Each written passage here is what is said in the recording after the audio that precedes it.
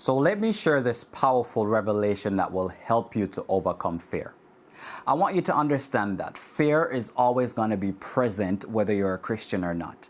And one of the reasons why a lot of Christians are failing in certain areas of their life, and then you'll see the unbeliever that are striving and excelling in life, it's because the unbeliever has accepted that I'm fearful of the unknown, I'm fearful of making this step, but I'm going to do it anyway. So all the successful people you see in today's world, let me promise you, let me assure you, before they made that move that changed their life forever, they were fearful. But guess what they did? They acknowledged it and they stepped out afraid, fearful.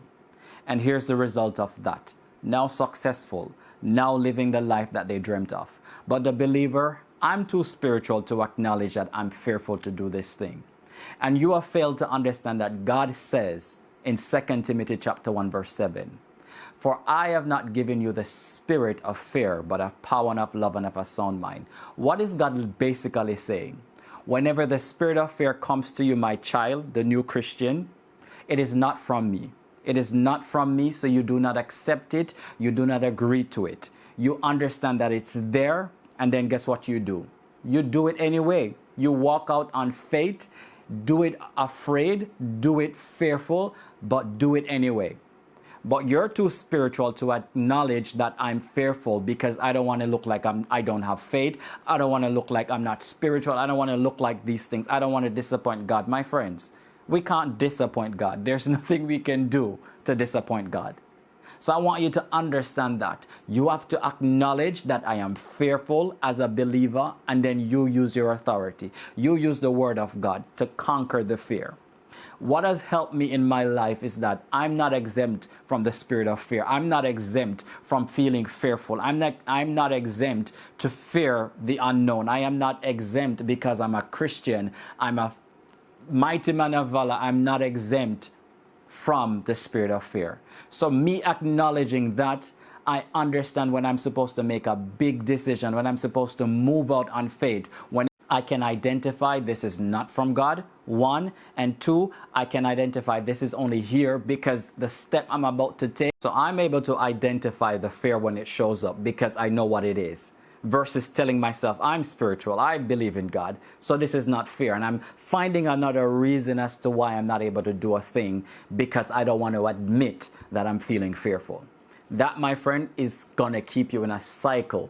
And I want you to understand that God knows that you are fearful. He knows the real reason as to why you haven't obeyed. He knows the reason why you haven't walked away from that relationship. It's because you are fearful that you will never find somebody else again. The reason why you stay in that marriage of abuse, it's because you are fearful that you're too old to find love again. So God knows that you're just using an excuse versus admitting really that, God, I'm fearful to make this move.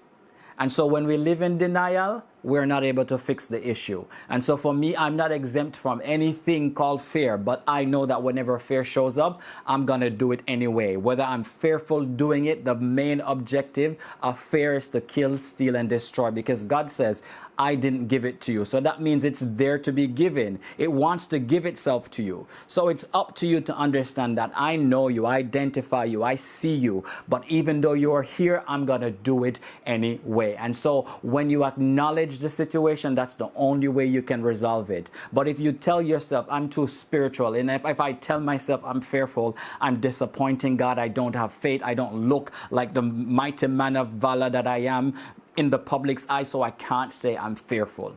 And you're only robbing yourself from the authority, the power that God has given you to overcome fear.